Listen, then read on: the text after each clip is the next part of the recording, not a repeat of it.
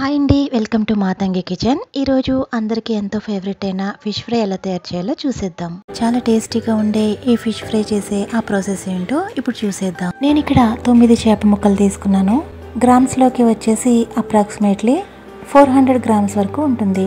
ఈ చేప ముక్కల్ని ముందు మ్యారినేట్ చేసుకుందాం. దీనికోసం 1/2 స్పూన్ పసుపు, 1.5 స్పూన్ సాల్ట్, 1.5 స్పూన్ కారం, 1 స్పూన్ ధనియాల పొడి, 1 స్పూన్ జీలకర్ర పొడి, 1 స్పూన్ అల్లం వెల్లుల్లి పేస్ట్, 2 స్పూన్స్ నిమ్మరసం, 1 స్పూన్ కొత్తిమీర వేసి ఒకసారి బాగా కలుపుకోవాలి.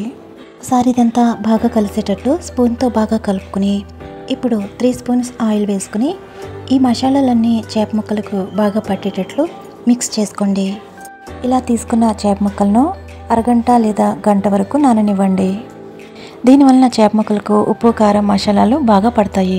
నేనైతే 40 నిమిషాల వరకు నానబెట్టాను. ఇప్పుడు వీటిని షాలో ఫ్రై చేసి తీసుకుందాం. దీనికోసం ఒక నాన్ స్టిక్ తవా తీసుకుని దీనిలో 3 లేదా 4 టేబుల్ స్పూన్ల వరకు ఆయిల్ తీసుకుని వేడి చేసుకుందాం.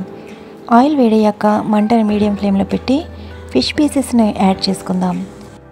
ఇప్పుడు మూత పెట్టుకుని లో ఫ్లేమ్లో 10 మినిట్స్ వరకు ఈ చేప ముక్కల్ని నిదానంగా వేగనివ్వండి. 10 నిమిషాల తర్వాత మూత తీసుకుని చేప ముక్కలను మరోవైపుకి టర్న్ చేసుకుందాం. ఫిష్ పీసెస్ తొందరగా ఫ్రై అయ్యి ముక్కలుగా అయిపోతాయి కాబట్టి స్లోగా ఇలా ఏదైనా ఫోర్క్ సాయంతో టర్న్ చేసుకోండి. ఇప్పుడు మూత పెట్టుకుని లో ఫ్లేమ్లో రెండో వైపు కూడా బాగా వేగేటట్టు 10 మినిట్స్ వరకు వేపించండి. ఇప్పుడు మూత తీసుకుని చేప ముక్కలు బాగా వేగినాయో లేదో చూసుకోండి.